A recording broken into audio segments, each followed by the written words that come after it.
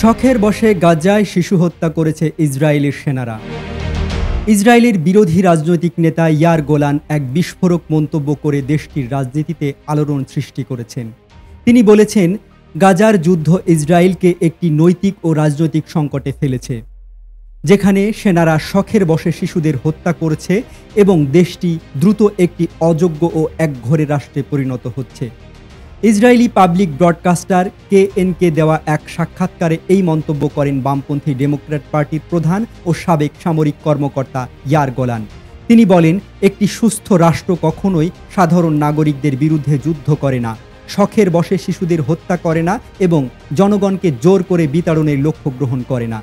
তিনি আরও বলেন, ইসরায়েল যদি তার নৈতিক ও মানবিক পথ চলায় ফিরে না আসে, তাহলে এটি দক্ষিণ আফ্রিকার বর্ণবাদী শাসনের মতোই আন্তর্জাতিকভাবে বিচ্ছিন্ন হয়ে পড়বে। ইয়ার গোলান নেতানিয়াহু সরকারের কড়া সমালোচনা করে বলেন, বর্তমান সরকার প্রতিহিংসা পরায়ণ, নীতিহীন এবং সম্পূর্ণভাবে অযোগ্য। সংকটের সময় তারা দেশ চালাতে জানে না। এর ফলে আমাদের জাতীয় নিরাপত্তা হুমকির মুখে পড়েছে। এই মন্তব্য প্রকাশিত হওয়ার পরপরই ইসরায়েলির রাজনৈতিক মহলে তাৎক্ষণিক প্রতিক্রিয়া দেখা দেয়। প্রধানমন্ত্রী বেনিয়ামিন নেতানিয়াহু গোলানের বক্তব্যকে অপবাদ ও ঘৃণ্য উস্কানি হিসেবে আখ্যা দিয়ে তীব্র নিন্দা জানান। পাল্টা এক বিবৃতিতে নেতানিয়াহু বলেন, ইসরায়েলি সেনাবাহিনী বিশ্বের সবচেয়ে নৈতিক বাহিনী।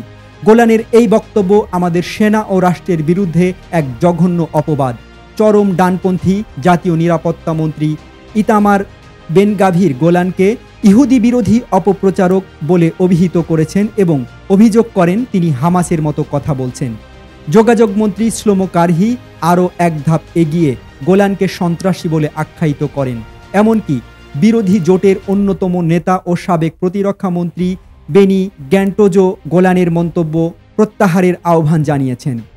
গোলানের বক্তব্য এমন সময় সামনে এসেছে যখন ইসরায়েলের ভেতরে আরও উগ্র ও সহিংস বক্তব্য ছড়িয়ে পড়েছে। ইসরায়েলের অন্যতম প্রভাবশালী পত্রিকা হ্যারেটোজ জানিয়েছেন, দখলকৃত পশ্চিম তীরের এক অবৈধ বসতিতে বসবাসকারী চরমপন্থী বসতি স্থাপনকারী বিরভা লাফেয়ার সরাসরি গাজার লাখ লাখ মানুষের সম্পূর্ণ ধ্বংস ও উৎখাতের আহ্বান জানিয়েছেন। তিনি বাইবেলের কাহিনীতে উল্লেখিত আমালেক জাতির সম্পূর্ণ ধ্বংসের উদাহরণ টেনে বলেন, গাজার শিশু থেকে শুরু করে বৃদ্ধ পর্যন্ত কাউকে ছাড় হবে না। আমরা প্রতিশোধ নিতে প্রতিশ্রুতিবদ্ধ। বিশ্লেষকরা বলছেন, এই ধরনের বক্তব্য শুধু যুদ্ধকে আরও নিষ্ঠুর করছে না, বরং গাজার সাধারণ মানুষের জন্য অস্তিত্বগত হুমকি তৈরি করছে। 2023 সালের অক্টোবর থেকে গাজায় ইসরায়েলের অভিযানে এখন পর্যন্ত প্রায় 53,500 ফিলিস্তিনি নিহত হয়েছেন। নিহতদের অধিকাংশই নারী ও শিশু। আন্তর্জাতিক সম্প্রদায়ের যুদ্ধবিরতির আহ্বান উপেক্ষা করে ইসরায়েল এখনও অভিযান অব্যাহত রেখেছে।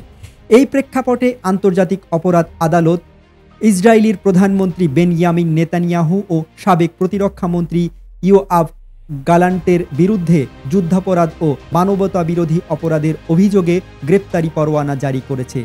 একই সঙ্গে গাজায় গণহত্যার অভিযোগে আন্তর্জাতিক বিচার আদালতে মামলাও চলমান।